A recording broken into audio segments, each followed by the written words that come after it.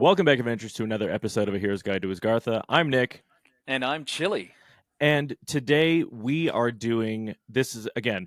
This is don't worry about this, guys. I know you guys have been here for a second. This is all fine. It's all good. Don't worry about it. So today, what we're trying to do is we have a very special guest with a guy trying here. What we're doing is we are ranking heroes. Everybody has their favorite hero. Now, whether or not that's a good hero or not, that remains to be seen. So basically, what we're doing here is we're taking each hero and we're looking at the meta viability and ranking them accordingly to that. Now, what people didn't see is a guy trying made a very good point about Aurak, and I'm going to let him repeat the point here. Yeah, just that. Just because we have a lot of data that has been going around about the hero breakdowns and everything like that, but data is only as important is only as viable as you can interpret it. So, like, a rock has just won the London World Qualifier, and it came third and fourth at the Baltimore World Championship Qualifier. But that does not mean that, even though I believe they are one of the most fun heroes, they necessarily have competitive viability.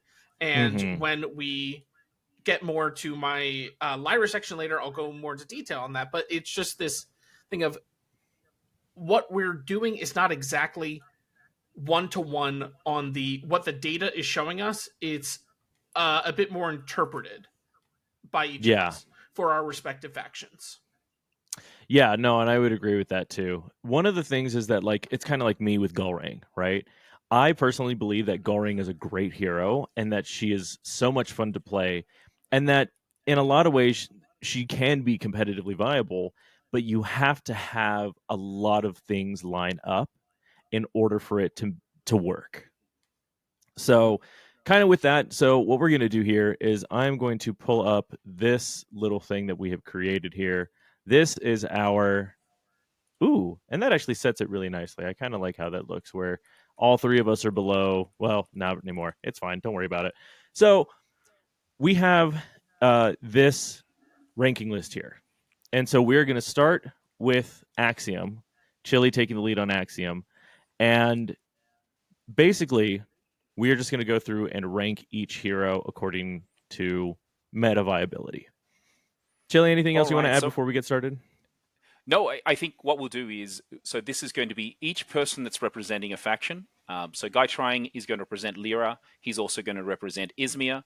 I'm going to represent Axiom and Muna. And Nick, you're representing Bravos and Ordis, who you have left. But in doing that as well, we're going to present our case for where we think it's going to be in terms of its tiering. But it does not mean that you're not open to any scrutiny. So the other two of us will be able to scrutinize or agree with what you've done. So then we can at least put it where we feel as a collective is right there. But the ultimate choice is going to be on the person that is in charge of that faction. We really do. I want to say, I reiterate this. I really appreciate Matt, Guy Trying, joining us today, because he knows so much. And him and I had a chance to cast for Canada. And I got to see the level of insight that he gives me, so well thought in the way that he enunciates and speaks this. So I thought this would be wonderful for us to do. And I haven't seen this done yet for Altered. Podcast on that. Exactly. We lost the video feed for about an hour, so it's just us talking when we were supposed to be commentating. Nice. I know, but it fun. Was wonderful. It was great. I feel bad for people that had to listen when they were trying to watch a game, but it was still useful. But let me start first with Traced.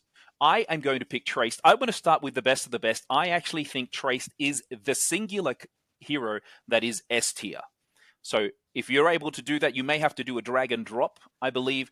And you guys could correct me if I'm wrong. This is also from a perspective of Whispers from the Maze post the mid-season patch. Mm-hmm. So where do I think we're finishing up? I think Traced is the best hero by far, has the access to the best card advantage because of its hero ability, and also their cards that synergize so well with being able to play a card, then have a resupply, play that resupply, potentially resupply again. That is why I've got that there. And I'm not even including the element of the bug fix, which is going to go away. That hasn't won much, but it did win Barcelona. And they very quickly made a decision to get rid of that. By they, I mean Equinox, and rightfully so. It's not a fun environment to play against. My cards are going to be useless, the ones that I do have. They've also lost, devalued by about 90% since that announcement.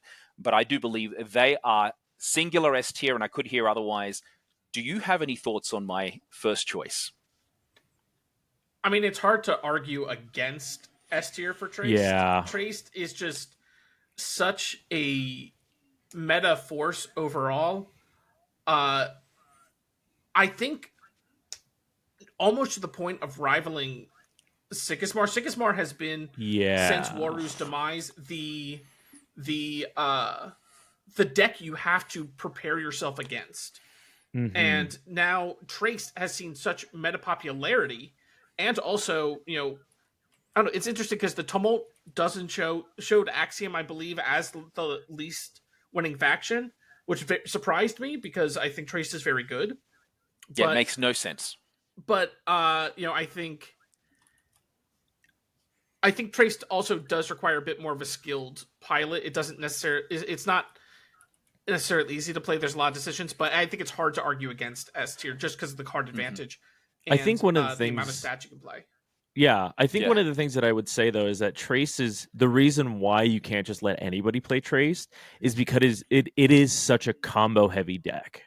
Mm-hmm. Like there's no other way around it. Is that Traced is probably one of the most up and coming heroes within the entire like lineup of the heroes, Mm-hmm. but it is extremely combo heavy. You have to know the lines almost perfectly.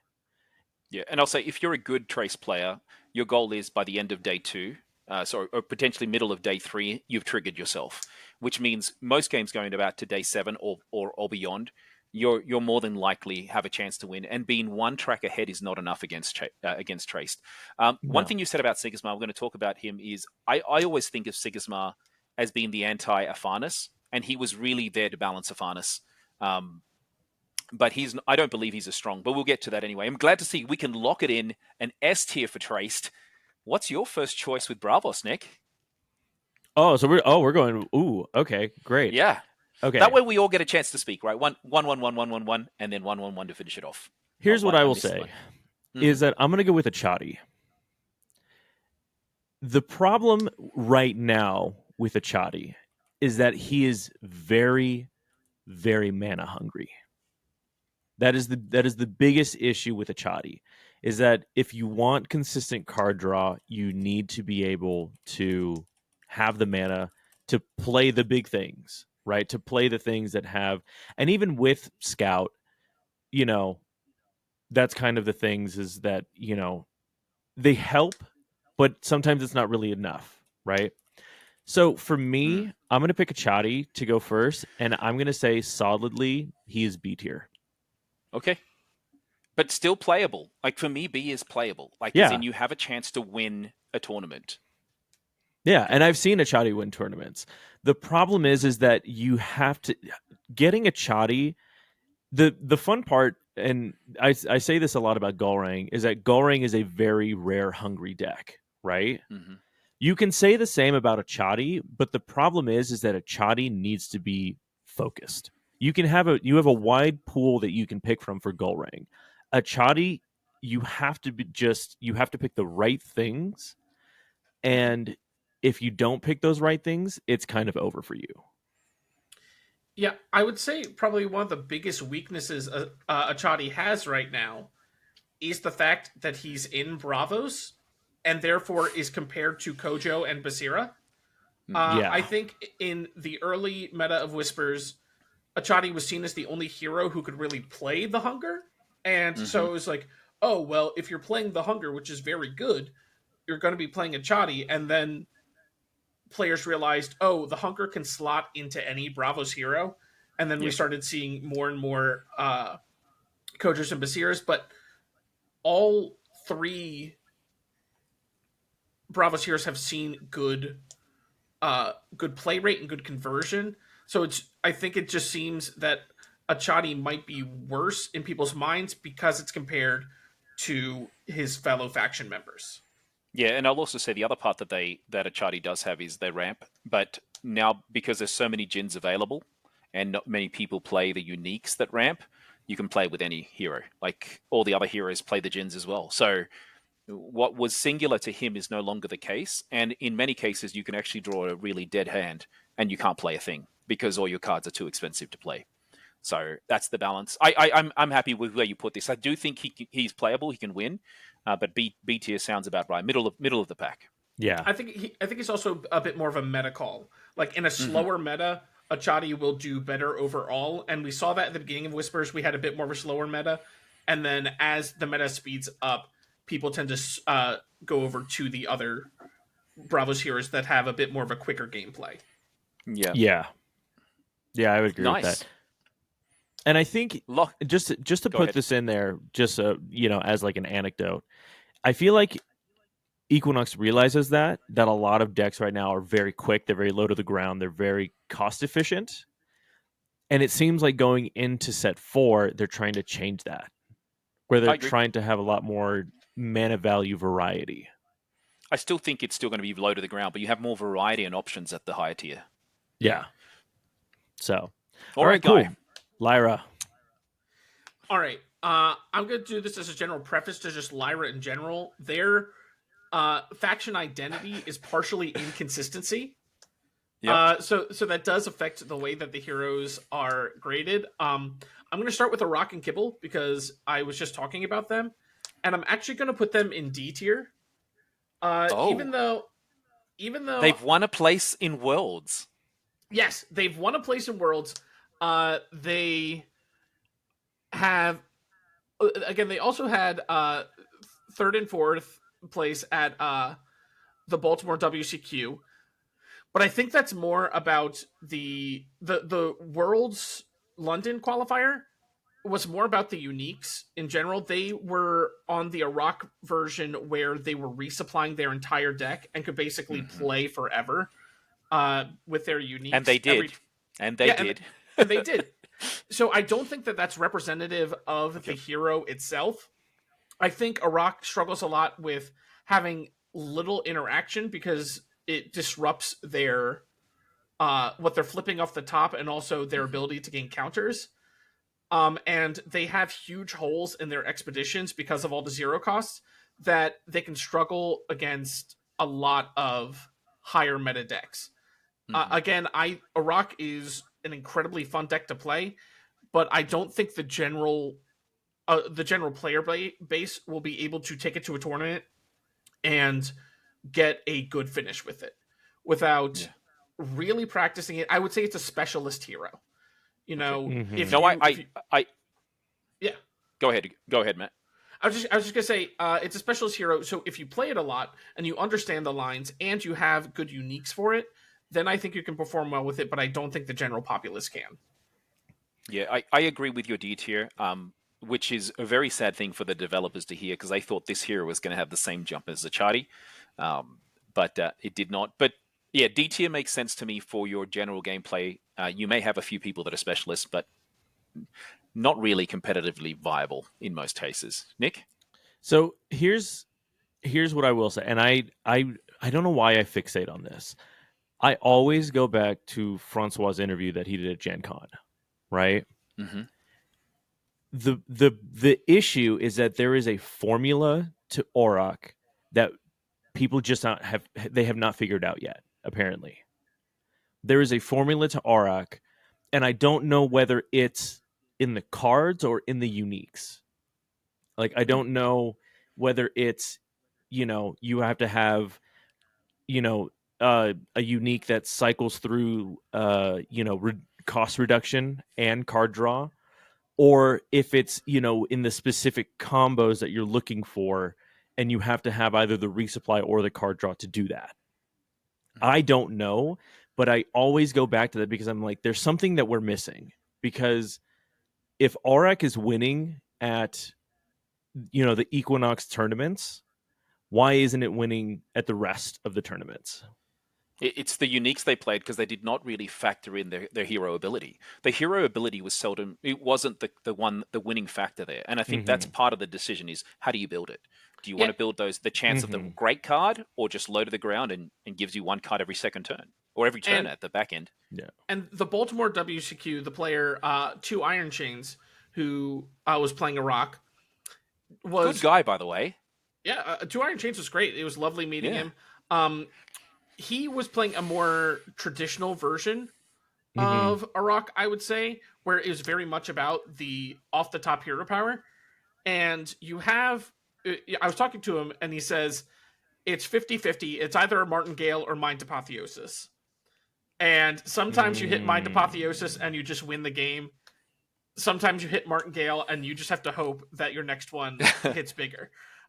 So it's, and that's again part of Lyra's faction identity, is this gambling aspect, this inconsistency.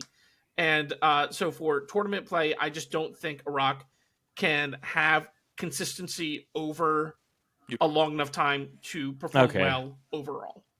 I think All right. that's the word, is consistency. Yeah, I would agree with that. Okay. And if you're thinking about tournament play, that's what you look for, is as much consistency as possible, because it gives you the chance to play your lines the way you need it. All right, on to the next hero, and I'm going to pick Subash, and I will also stay very low to the ground. I am also putting Subash into Section D, and I believe no, we're going to Muna. What happened to Muna? I made a mistake. You know what? Let's change that, and let's look at what's his name? What's their name? I apologize. I forgot their name. Arjun. You know exactly who I'm talking about. Arjun. So it's exactly the same thing. Arjun, who I think is the worst of the heroes. Nothing has really been created to help them. They have a lack of card advantage. The uniques that you can play in Arjun, you can play more than likely better in Tasia or in Rin. So therefore, I see him as the worst hero and the one needing the most support to get him out of this lackluster performance. I have seldom seen, if any, one actually top 8 any tournament with an Arjun. There's been a few, but very, very few. Very, very seldom do they get any. I don't know if any of you would even say he's better than Aurak. I personally put him as the worst hero in the game from a meta performance. Yeah, I would as well. I mean, Equinox themselves have said that Arjun is just this design space where they can't reliably give him anything without just making it better in the other heroes. Yeah. The only card I can think of that works better in Arjun than any other of the Muna heroes is common Aloe Vera, because it has no ability to gain anchored by itself. Mm-hmm. So you free up a rare slot, but that's the only card I can think of that wouldn't just be better suited in Tasia or Rin. Mainly, yeah. There's also the Egyptian god, right? Anubis, or not Anubis? Not Anubis. The other one that when it's anchored, the next day you get to put a 1/1 token out. Oh, Quetzalcoatl. Wait, Quetzalcoatl. So he's not Egyptian then. Quetzalcoatl is the Latin American. Yeah. That'd be the only other one that I would say is more useful there than anywhere else. Yeah. Anyway, Nick, do you have any thoughts on that? Or no, I agree. I wish Arjun was good because of his anchoring ability, but it's not, because you're losing out on so much. Mm-hmm. You're losing so many cards to that ability. Yeah. So, all right, we're gonna go to Ortis, and guess what? I'm putting Old Man Waru at D. We're really starting low right now. I'm putting Old Man Waru at D. But here's the thing, is that I think Waru is technically above Arjun. I agree. Yeah, I mean, it's hard because I think they're both in such a bad spot. It's like I would even say that Waru might even be above Aurak. Ooh. I don't. Like, only because it's your choice. It's your choice. The thing. But well, no, because we can discuss this. My thing is that Waru, while it gains, the whole thing with Asleep, technically the combos are still there. Yeah, the main problem that the Waru errata had is that it slowed down his early game, which is what they wanted. Mm-hmm. Because he no longer has the 1/1 recruit to help shore up sides and everything like that and have some board presence.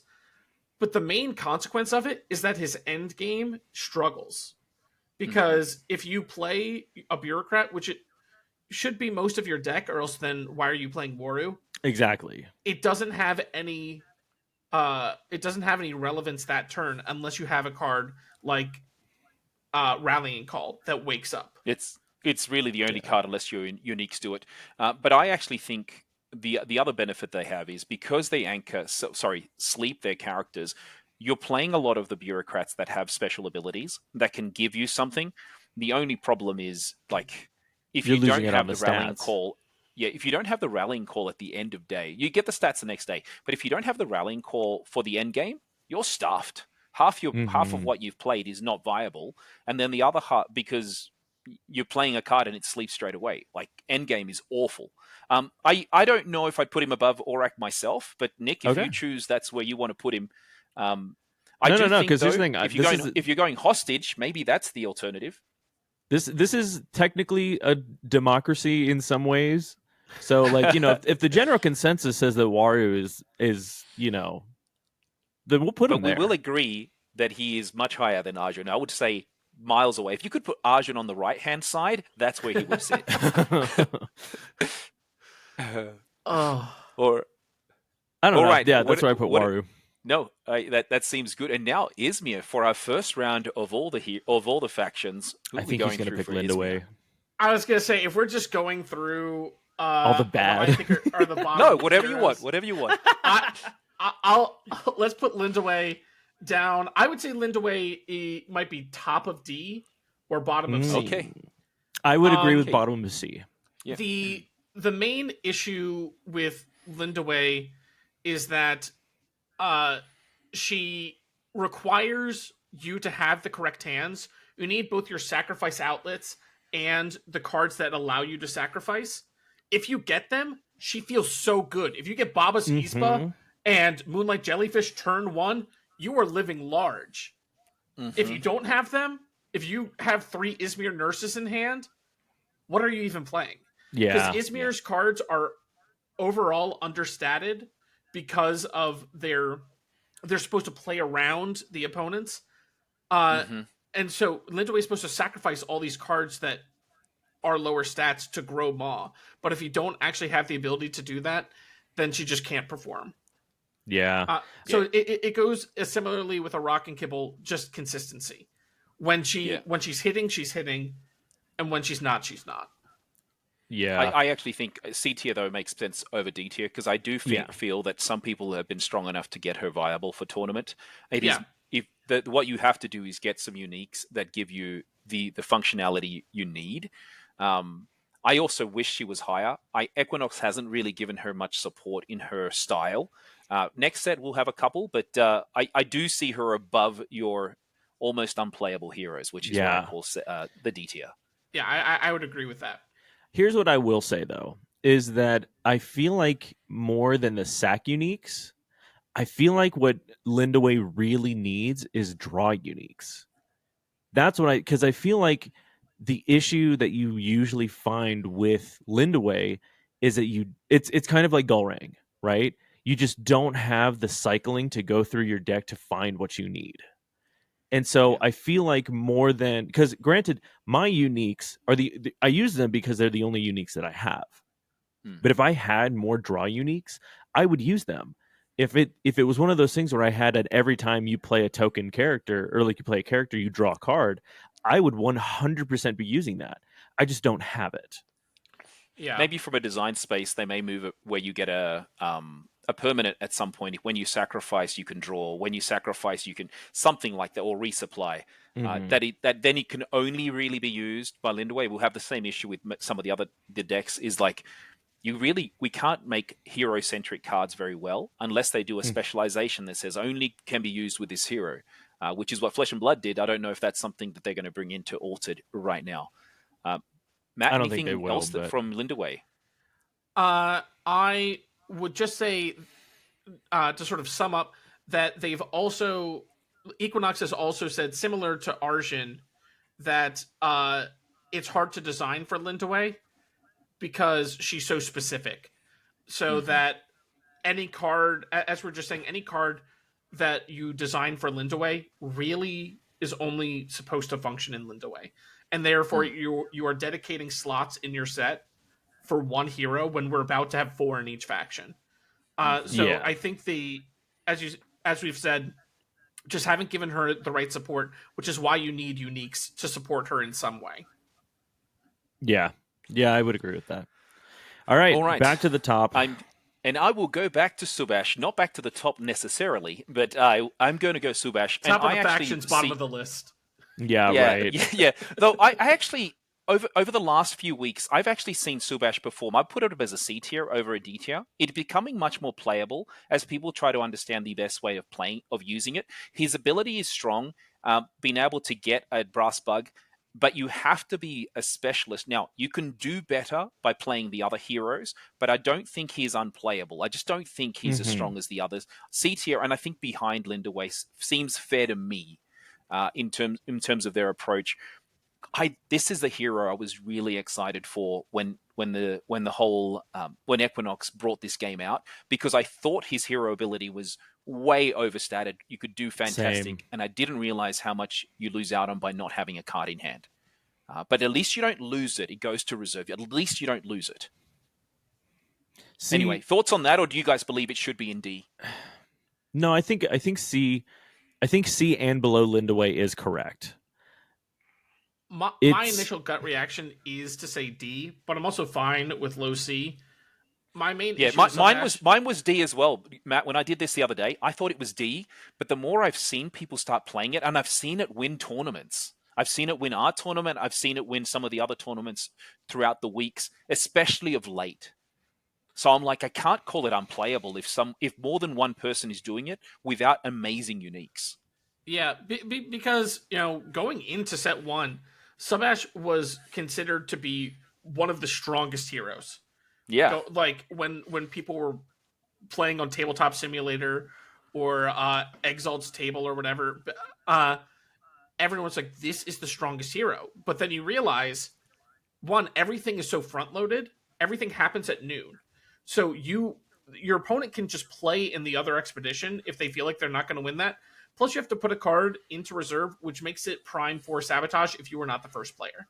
So, similar to like Tasia, Subash struggles a bit from being so front loaded in terms of the turn. And as we've seen for the first 3 seasons of this game has all been about after Ewing until till you are the Sol, last player till Sol. standing.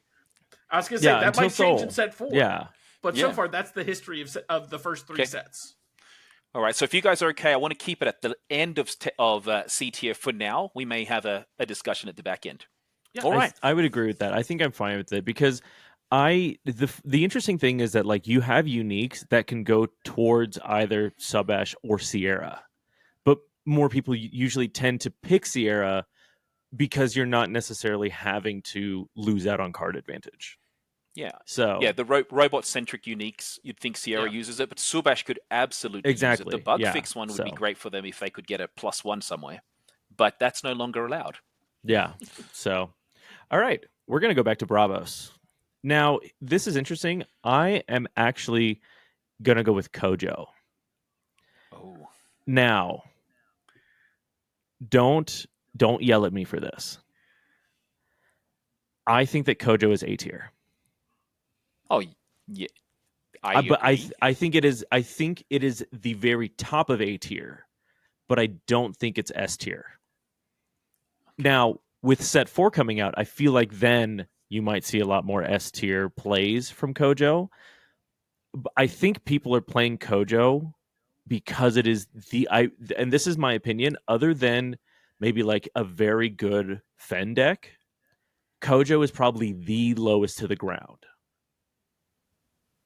Yeah, I think the lowest hero to the ground is Traced personally, because they play mostly 1s and 2s. Mm-hmm. Yeah. But in Guys from Bravos, yes, he is reserve. the lowest to the ground. Yeah. Kojo is also what I consider a non-committal hero. Yeah, What, yeah, what we were talking about with like Arjun, Waru, and Lindaway is that they are incredibly specific play styles. And so you have to commit to the bit. Kojo doesn't need anything. Kojo's just a 2/2/2 every other turn. The deck itself can be anything. We've seen such a wide variety Yeah. of Kojo decks because he doesn't need any synergies. So he's one of the most versatile heroes. And I think and that's why I now put him that at A Bravos tier. has good cards, he's performing well. Yeah. Yeah. Yeah. Would and you I put think him up to S, or would you keep him at A though? I think he Um, is I think he is towing the line, but I don't think he's crossed that line yet, in my opinion. Yeah, for me, I would uh A just feels right to me, but it also, it could be once we have things more filled out, things shift. But Mm-hmm. Okay. A would be my gut reaction. Okay. Same I here. don't know. I think I've got Chile. nothing further to add. Oh, okay. I was about to say it sounds like Chile might be wanting to put Kojo in S, but let me No, end it with this. Right? Is that the reason why Traced is so stupid and horrible to go against right now is because of his combos. He can combo so well and so stupidly, whereas Kojo is missing that. I feel like he plays very Yeah. well, and the lines are very well thought out, and they're very clear and clean lines. But I don't think he combos as well as Traced. Yeah. My mindset of SNA and separating is: do I prepare specifically for Kojo? And I'll say no. I prepare for Traced. Interesting. Interesting. That's a good way From to a think about it perspective, too. and it's more because, like with Kojo, he's going to have a couple of things to disrupt me. With Traced, I've got to be so careful to stop that counter, to stop that trigger coming up. Anyway, that's where I'm happy with A. And then Much to Arjun, the we never some have of to my prepare for AQ. Arjun. Yeah, exactly. Never, never. If you ever have to prepare for Arjun, there is something seriously wrong in the world right now. All right, what's next? Lyra. We're back to Lyra. Yeah, so I'll go with Nevenka, who I'm Yes. teetering on the edge. I would say probably B. I would agree. Okay, yeah. Middle of B, I would probably say. Similar to Kojo, I consider Nevenka overall to be a non-committal hero for most players. We saw in the early world qualifiers some players doing Loki builds, which was all about like getting rid of the card advantage that Achadi and Gulrang and Afanis were amassing throughout the game, and just getting rid of everything. The reason that they chose Nevenka was not because of Nevenka.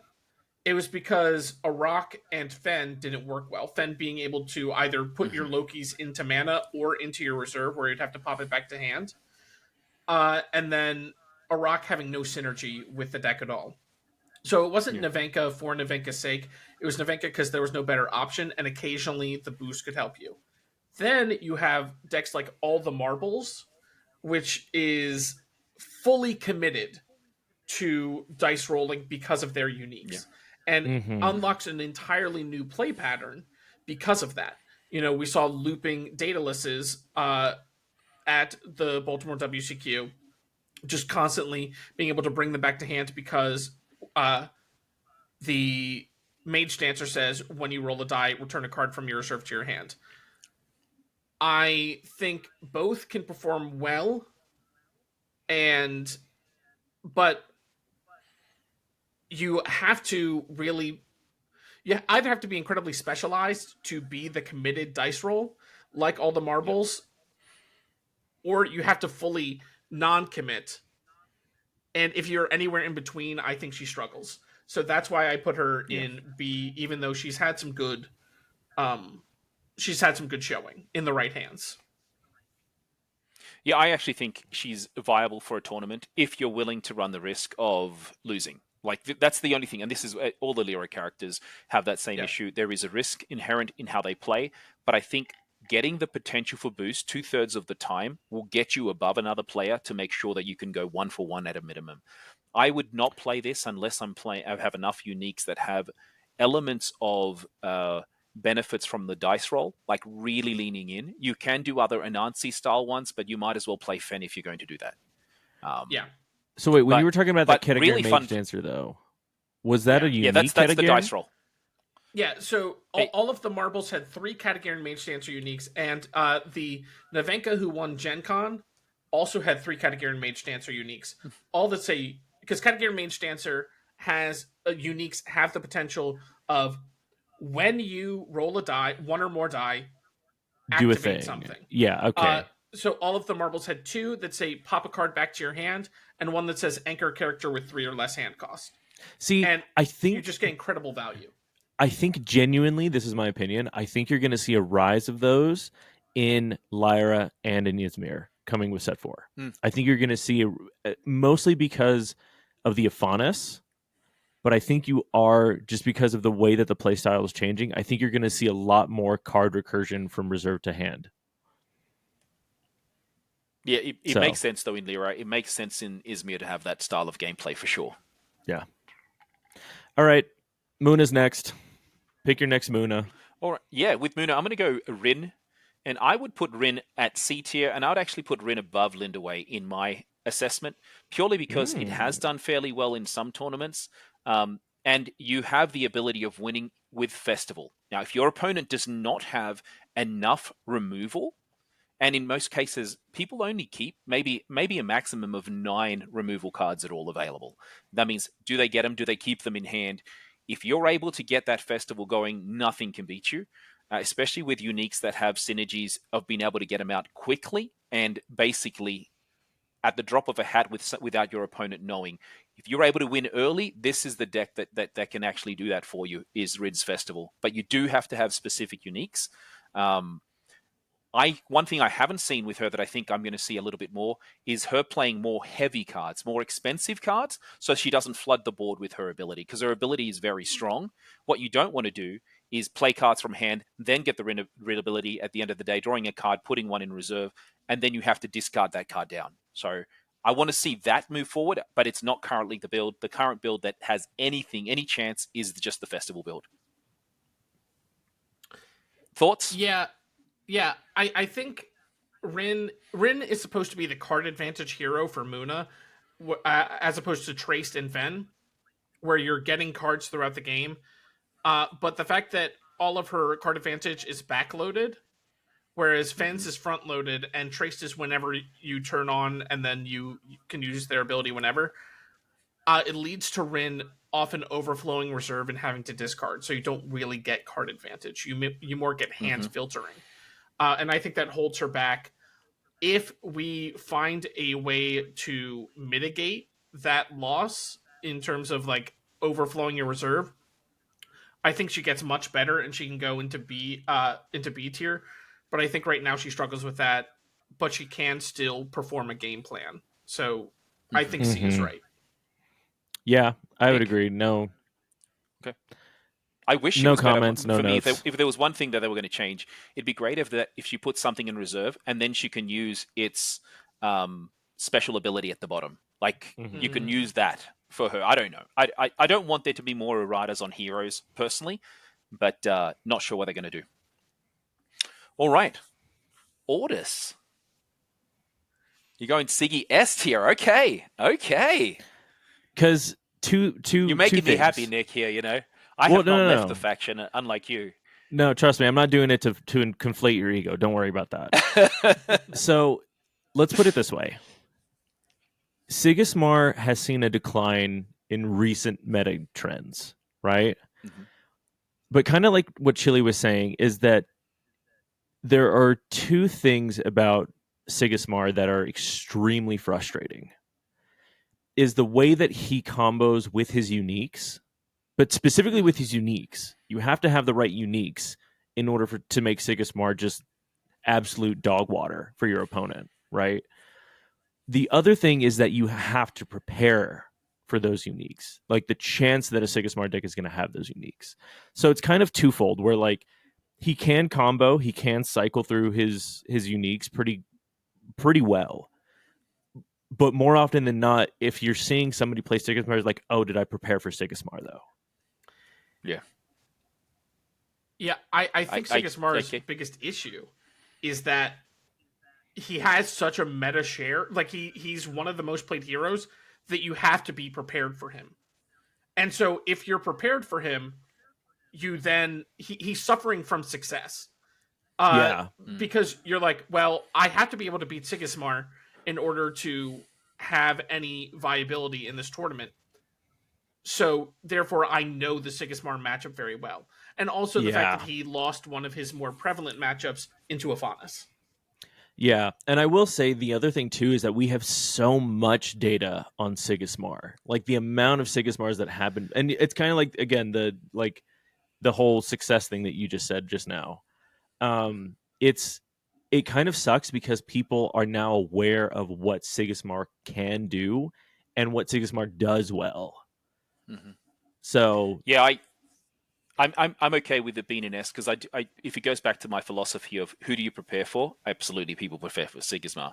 I do yeah, feel though that they're not naturally as strong as they once were, and that's because what was a given for them, and Matt, you said this as well earlier, was winning against Afanis. You've taken out a quarter of his victories, and people, Yeah, and I think he's not very strong into traced is one of my things as well. yeah. Or yeah, any of the Bravos heroes, to be easy. honest. Okay. A guy trying. Izmir. All right. I think he's gonna talk about Akesha now. See, you're giving you're indicating what he should do here. Let's see No, if no, he no. goes I'm against thinking with that your counsel. these are my guesses. I actually was thinking about Akesha. Okay, there And you go. Akesha's somebody that I was struggling a lot with. Because she hasn't really shown a lot of relevancy in terms of like performance. She hasn't performed very well, but I still think she's B tier. I knew it. Okay. I was gonna say B Yeah. tier as well. I think she's towards the bottom of B tier. I think she's an incredibly hard deck to pilot because her whole gimmick is playing around your opponent. And so you have to Mm-hmm. know what your opponent is doing in order to properly play into them. And that does get a bit harder with uniques, where it's like, oh, I know most of their deck, but I don't know exactly what these three cards might be. I might have good guesses, but I don't know for sure. Mm-hmm. Yeah. And I think it's I think people might resist against the B tier because she just has not. It doesn't seem like she's earned it in terms of actually showing up in tournaments. But when you play against a good Akesha, it It feels sucks. rough. Yeah, it sucks. It does feel rough. I would even say that that it might be equal to, if I could put it equal to Nevenka, I would. Okay. There's potential there. I think, as you said, you also don't need specific uniques to play her well. Yeah. You can go a few varied options with her. But I do believe, from a perspective of the two heroes that I play the most are the top two that you're seeing here, and then Basira being the third. I always find it a hard time because I don't know if they're going to discard a card, disrupt something that discards a card from my hand, or whether they basically let me play all my cards out and then choose to do what they want through their after use. I think she has strong, and late game, she is incredibly strong late game. So I'm okay with it being B tier. I don't think, and where it stands as the end of B tier seems fair for me. Good job, Matt. We haven't had many disagreements. This is good. Or This is is- it? I think I it's was gonna because say, we is all that just good understand. content? Should we fight more? Boo, boo, chili. How dare you say that? For next set, absolutely. How dare you? I think You set scum 4 of is the going to earth be a for lot leaving. more. Yeah, I'm the scum of the earth for leaving Ordis. How dare I? Leaving right. Ordis. I know. I feel that, Nick. Anyway, let's go back, and we're going to use last Sierra. And Sierra, I actually am going to call B tier, and I would actually put her behind a Chardy. That's my personal thing. I think she's better than Nevenka personally. Sierra is strong, but given the amount of effort it takes to bring her big players out and so much removal for them that is so cheap, whether it's the hunger, whether it's license withdrawal, whatever it is that gets rid of something you've invested so much in, it's very difficult to play. Maybe in front of a Chardy, I'll put it, but I would never put her near Kojo. And that's why I cannot have her as tier A. I would put her more at tier B. That's interesting. Ooh, I was kind of expecting you to some put thoughts here. No, I was expecting you to put it in A tier, honestly. No, I can't. I can't because of the investment that is so easy to get rid of. Oof, Matt, you're not I want to know happy. what Matt thinks. Sierra is just. I've been thinking about this. Sierra, I feel like gets a lot of side shots from other heroes. Like the fact that the Grems is being played helps eat some of Hmm. her lower cost uniques. The hunger also helps like destroy an engine that she's built up. I think she has a bit more of rock paper scissors matchups than other heroes, where it's like, and I think Goreng is a bit like this as well, but where it's like, it if you can't stop the engine, then Sierra can perform well. But then if you can, she then she struggles to keep going. I Yeah. would put her probably end of B, top of C, but I don't know. Oh, I okay. think I don't know. I Sierra's something I go back and forth on a lot. I don't know Yeah. properly where to put Sierra, and Hey, I would be I'm arguing I'm I'm okay myself to put all night Sierra. about it. Yeah, I'm okay to put Sierra further to back. I just don't think she goes into the A. And Nick, you had the opposite opinion. You think she's more A. Here's the thing, though. My thing is that it's the only issue that I have with Sierra is how permanent heavy that deck is, right? So I feel like you're losing out on a lot of good heroes or like characters that you could be putting into Sierra. Here's the thing, though. I have one unique that I know 100% goes into a Sierra deck, only because the fact that she can just, and for some, I'm not even kidding, for some of these cards you can get out 2 brass bugs for like, 4. That's it. Yeah. That's that's really Like stupid. And I to, have to use uniques the that, Nylum, to use yeah, like there is a lot of great strength in it. I just find that when you play against Sierra, you keep your removal and you get rid of I it, mean, yeah, and you may lose one round, but then they only have 3 of them. They're not going to get through their deck. They're not a deck that cycles through their deck, so there is that's opportunities to fair. win. Um, but I'm happy to move it back. Maybe I'll put it back behind Nevenka. I still think she's in front of Akesha, though. You I okay could with be that, fine with Matt? that. I'm fine Yeah. with Okay. that. I think that we can agree All right. on. Bravos. All right. Basira. Let's just get the Shakira song out there. Oh, okay. I That was think, quick. yeah. No, trust me. Here's the thing, though, right? It's kind of like the same thing with Kojo, is that like you know what you're looking for. The biggest issue that Bravos has across the board is card draw, right? Mm-hmm. That is just the biggest issue. And so when you're playing Basira and when you're playing Kojo, they're almost identical deck lists, I feel like. Like they're very, very close. Like you're gonna see messes, you're gonna see havens, and you're gonna see them in the same rarities because one gives you card advantage and the other gives you boosts. Not necessarily Yeah. card advantage, but like more stuff to do stuff with, right? But I do think that Basira is just objectively below Kojo. It potentially, one thing, sorry, Dick, to interrupt. I also feel that as the season has gone on, people are moving more towards a Basira build and being able to be strong on that. But both are, I would consider top. I actually personally go more Kojo than Basira in terms of its strength, but a lot more representation in Basira nowadays. Yeah, Matt, what have you I, seen? I I think I might be a bit skewed because I was talking to Rinku recently, and he was saying that he thinks if he was going to bring a deck to a world qualifier after Dallas, he would have brought Basira. Um, and but to, I think Basira has some very good plays. It can make like Aklut.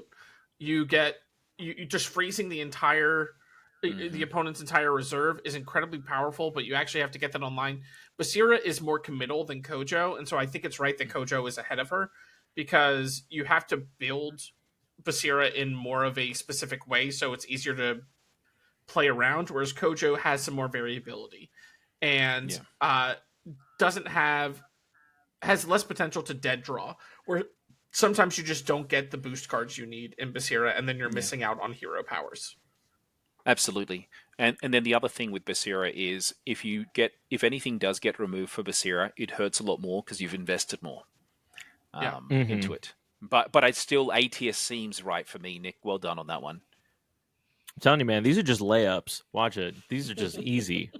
All right, this So is Fen. This is going to be interesting when you do Fen I now I am I because don't know where this is gonna go. This could go in one of 3 spots, I feel like. You see, I no, I love Fen. Yeah, Uh, I know. we know. I my first instinct is to put her in S tier, but I think What? overall she has to go into A. I think she has to go into A. But I Okay. think she's And above where? Kojo. though. Where? I would actually put her above Kojo. I think put her above Kojo as well. yeah, Okay. I think I'm conflicted. she gets so much value. You know, she can reliably stall, she can after you, she has access to good card draw and some good removal. And then you have the Anansi's for board presence. She does struggle a bit with the inconsistency of not being able to choose what you put into mana, but I think overall it doesn't matter that much because you're seeing so much of your deck that you will still probably find the answers you're looking for. There's a reason why I hate Fen. Yeah. I So I will say I felt like I'd been underperforming most of the season, um, just like at my locals and everything like that. And then at my last tumult, I played Fen, and I was like, "Oh my god!" I felt like This I is took what the it feels weights like, off. yeah. I was ready to go Yeah. Super Saiyan. I was like, "Oh, hell yeah!" And I'll be I'm not honest, going to count. Fen won the tumult, one of the tumults in our Yeah. And they won a in our world circuit. qualifier, and they were in the finals. I was gonna They've say done really well of the last few weeks. Lyra is a very interesting thing because I think it's the only faction to have every single hero win a world Yep. qualifier. Correct. It's the only so far. There's still a couple to go. Yeah. And I think we just need Achadi for Bravos to win. I think Achadi has qualified a hero, but I don't think they've actually won. I think they got Yeah, like I'm not sure if that's the case. I don't recall. I think we were looking into that. but yeah, they've gotten like top 4 and stuff like that, but I Yeah. don't think they've ever won. No, I don't. Yeah. So, I think I Okay. feel like A is right because Fen sucks. Now, I would have put him below Kojo personally, but in terms of where it could go, definitely, I would almost get this would be the third one in S tier if things go well. But there is so much luck of the chance if you do not have enough cards in hand. That's the problem with Fen is you don't get a choice at the end of the game. The longer the game goes, the harder it is for you if you don't have a build up of your reserve. Yeah. But the great players know how to bring their cards into reserve. Marley, for example, best way getting things from your reserve to draw, right? Oh, The yeah, rare yeah. Marley. I'm okay with this. I'm glad they won a qualifier because they needed to. Yeah, sure. I believe you. No, they did need to. They had been Yeah. underperforming, like shockingly. I felt like for most of the season, I was like, how is Fen not performing better? Yeah. And then we saw a huge resurgence towards the end of the season. So, as a Fen player, I'm happy about that. Yeah. I think Oh. Fen is right where she needs to be. All right, so I'm going to put Tasia next, and Tasia I'm going to put to the front of B tier, maybe the end of A, but I'm going to put it B tier, and purely because they have of recent mode they've gotten better. No, I'm actually putting the start of B. Sorry, the start of B is Okay. where I'm going to go. Close to putting it, I just feel that if you do not have the uniques, the mass anchor uniques, you do not play this. And if you have the mass anchor uniques and you play against anyone with a hunger, you play against anyone with a lot of removal, you are stuffed, absolutely lost. And that's why, while it's a strong mechanism, it's basically a given that you'll get a boost every turn. Your people's ability to get rid of what you've spent so much time, especially because a lot of your stuff is understated when it goes out on the board the first time because of its anchoring. I would bring it as a tier B. Can be, I'm happy to move it to the end of tier A if one of you guys feel it's more appropriate, but I'd put it as a B. This is my first instinct as well, possibly moving depending on where Goring and Afanas go. Okay. Okay. Here's let me because I'm next. I put I genuinely put Taya at the end of A because I put Goldring Okay. at the end of B. Hmm. End of B for I put it Gulrang. at the Okay. very end of B because I think Gulrang's better than Nevenka personally, but anyway. I mean, if you guys are look, the reason why I put Goldring here is because normally when a Goldring deck loses, it is by the slimmest of margins, and that is what lowers it for me. Right? There have been multiple games, and this including at the qualifier, right, where Goldring, unless Goldring has the like the super card draw uniques where you're drawing 2-3 cards at a time, Goldring can fizzle out so quickly, and it gets to the point where if you lose by either one stat or like one card. Hmm. Yeah, Gulrang is very unique dependent. If you've got the ability of drawing, or if you're the way that you play, you get enough cards in your hand, it's so hard to beat Gulrang end of game. So hard. Yeah, I think Goreng also just really suffers because some of the most well-performing decks in the Quick. meta are Bravos, which all have access to the Hunger, and the Hunger. If you Hunger a Goreng, it if they don't have huge amounts of card advantage through like Conjuring Seal, it just feels impossible to come back from. Yeah. The problem is that Goldring wants to play 2 Conjuring Seals and 2 Gifts of Self, right? Or 3 in 1. Like you need as much draw as possible. But the problem is that both of those are in the rare for Goldring. Yeah. So you're losing Yeah. out on other really good rares Okay. that you could be playing. Would you be willing to bring Gulrang up a little bit, at least Yeah, I above would. Akesha? At least above Akesha, maybe around Sierra? I Guy, would what also what put her above Sierra as well. yeah. So Okay. And I could below see her Navenka going but above above Navenka Sierra. as well. But Yeah, let's put her above Nevenka. Yeah, I'm happy with that. I think it feels more appropriate given how strong she's had representation constantly in top 8 tables. yeah. Yeah. Yeah, I would agree with that. My thing is just I think I'm just being a little harsh because of how much Goldring has betrayed me. So, it's All right, we it's one of we are those down to the things. last 5 minutes, and the last card we've got is Aphanis Aphanis, post was nerf Aphanis. was S tier, Oh yeah, and absolutely. I I think this is hard because he's so untested. I'm gonna put him Hmm. top of C. Okay, yeah, that makes sense. Yeah. I think he has such potential to be higher, but the fact that people just aren't practicing him, I feel like Hmm. I think a lot of players just gave up on Aphanis and said, "I'll treat him like a new hero in Skybound Odyssey." So we haven't Yeah. figured out the builds of Aphanis that still work Yeah. because his identity completely shifted. They've So just given up.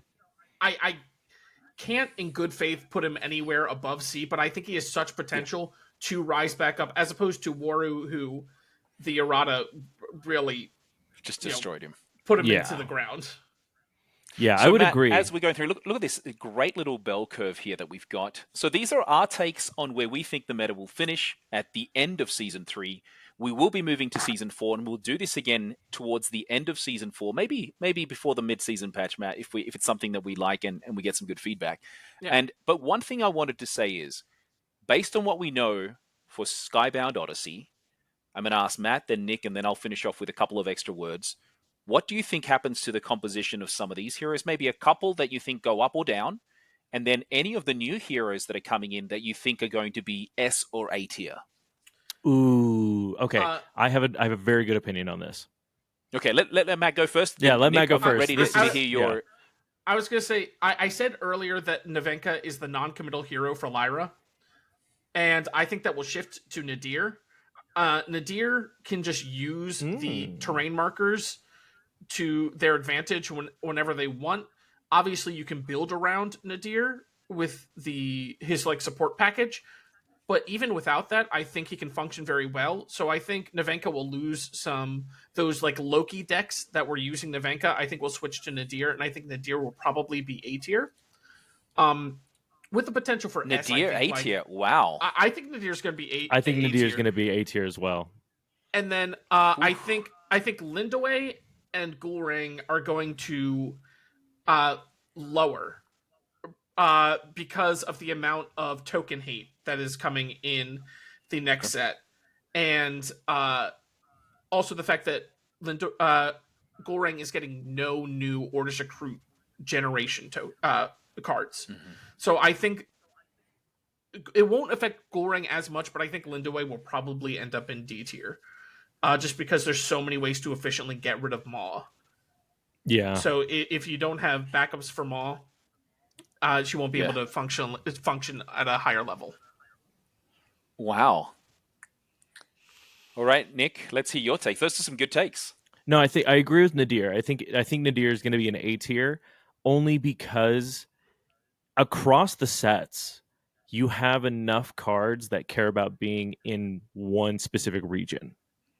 So I feel like Nadir's, you're going to see a lot of diverse Nadir decks that are all going to do extremely well because you can play to your own advantage, right? So Yeah. that being said, though, I do think that Soul is probably going to end up somewhere at the top. And I think people are drawn to Bravos as well. So you're going to see a lot of people really test these decks out. Yeah, I think I'm not certain, but I think you're also going to see a lot of Isari decks. Yeah, so Izuri is where I'm going, Nick, once I get a choice. But go ahead. Anything else, Nick? I mean, our Okay, looks Ortis is like going to be you. Ortis, so Ortis is always going to be stupid. So I don't know. I I'm feel not like Zen and sold Zephyr on is going Zen to and be. Zephyr though. Okay, I See, they wasn't, might and then look I for me. played the demo deck, and I feel better about them. I think they might Okay. actually do well. Yeah, my whole take was I think Moyo and Silk is going to take the role of the premier hero in Izmir. But I also believe Iziri and Pebble is going to come up and potentially battle Traced for that ability, purely because Trace really doesn't get a boost from the way that he plays his game style. Iziri and Pebble, to be able to have your reserve already start the day with 3 or potentially 4 cards is going to be huge, given their Aerolith tokens that are there at the end of the day will be sacrificed and create a new, carded reserve. So I think that's a very interesting dynamic. The only hero that will potentially start the day with more, of course, Fen gets one as when we get noon, but I think that's going to be pretty strong and available to them. But in terms of the current hero composition, I hope we see Muna go up. But as much as they said they're going to give some support to Muna, I'm really not seeing it. I actually see Muna going down even further with more disruption coming up with some of these cards. Mm-hmm. Yeah, for Cowrie and Puff. It's really if they are able to execute a control game plan, because most of the cards I feel like we've seen in Muna, and by this point the entire set has been spoiled, but haven't been able to delve too deep into it. A lot of the cards just feel like they're built around Cowrie and Puff and don't give that Mm-hmm. much benefit to the existing heroes. Agree. All right. Well, hope you've enjoyed this, people. This has been a bit of fun. Nick, do you want to give us our usual farewell? I'm interested to see what you come up with today. It's the weekend. Do something fun. Yeah, That's all I'm going to okay. say. On that note, Be lazy. enjoy the weekend. Be lazy. You know what? And you know what? Silksong just came out. Silksong is breaking records. You need to be playing Silksong, even if you hate. I'm not actually just play something. Play something fun. Whether it's a board game. I found a recently new board game. I found 2 that I'm now hyper obsessing over. So play a board game, do a puzzle. Just do something fun. Just do something lazy and fun. Yeah, well, I'm the Take the opposite on the weekend to weekend. reset. I love the weekend to do some hiking. Matt, it is a pleasure having you on, and Thank you for really having excited. me. And also, thank you for the work you're doing with getting those reveals out to everybody. So your sheet, the Guy Trying spreadsheet, has got notorious fame in Altered, and we thank him for joining us. Looking forward to doing this again for next set. Yeah. All right, cool. And until then, we'll absolutely see everybody until then. All right. Peace. Hasta luego. Ciao, bye.